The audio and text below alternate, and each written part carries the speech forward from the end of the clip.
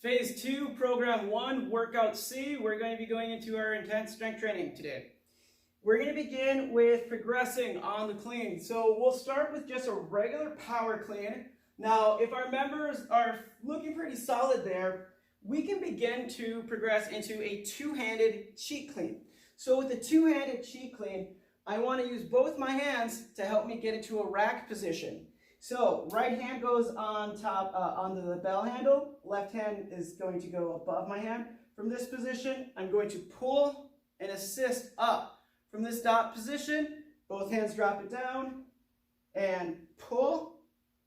Both hands drop it down and pull. Now the focus here that we're going to help members understand with the clean is that it's a hinge to begin with, and then as you're pulling the bell up, what you want to focus on is keeping the elbow tight. So I'm pulling my elbow back as I'm assisting the bell up. Now when I set the bell down, my hand is going to go slightly forward to drop the bell down. Pull and drop. Just focus on it being a hinge on your way down. Once our members are ready to progress from there, going into the full clean. So what we're going to progress from is the two-handed into a drop. Set the weight back. Cheat clean it. Drop. Cheat clean it up. Once that motion gets better, then we can work on the full clean.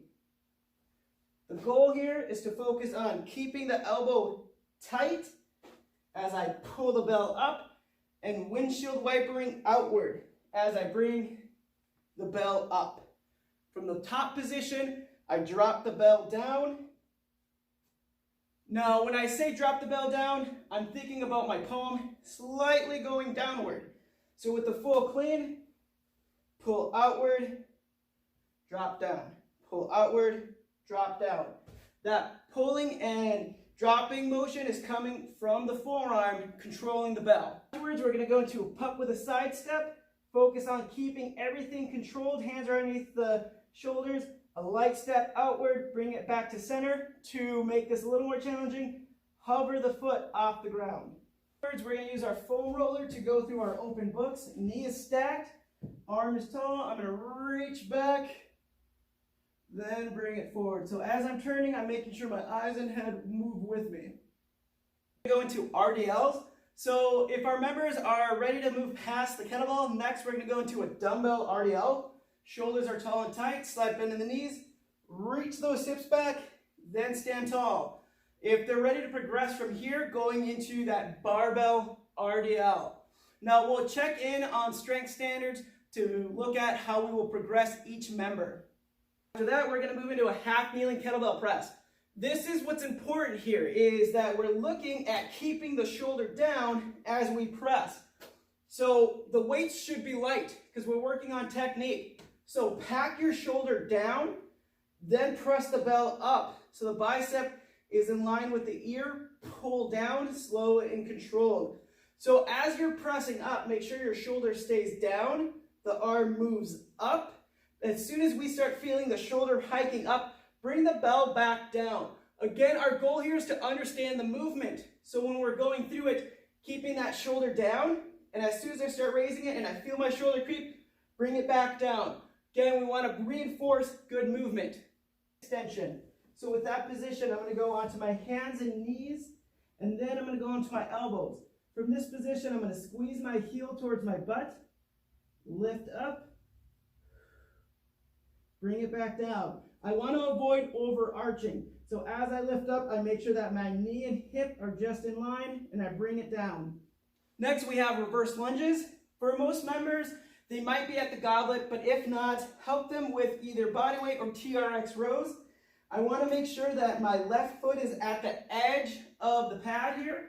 I'm going to take my right leg back. I get stable. I lower my hips, press through the front foot, then stand tall. Step back, I get stable, I lower my hips, press through the front foot, then stand tall. Now, with our goblet reverse lunge, same motion, but now we're just going to go through it eccentrically. So I take a step, I go down, 1, 2, 3, drive back up, and repeat. So the goal here is to focus on the control of the hips going down. We're going to be pairing that up with banded rows. Now with the banded rows, our hands aren't inside the band. We're just going to be gripping the whole band. What we want to do is we're going to step into the band, go into our tall and tight position, slide down the knees, reach those hips back, and then go through our row, keeping our shoulders down, pulling those elbows slightly behind the ribs. If our members aren't ready for that full hinge position, have them just go into a seated banded row. Same motion, shoulders are down, knees are slightly bent, pulling those elbows slightly behind the ribs. Conditioning, we have circuits. We're going to do 15 seconds of jam ball slams. As soon as we're done there, we're going to go into med ball squats. Hands are behind the head, elbows are wide, reach those hips back. The goal here is to have the squat be more controlled than it is about getting all these reps in.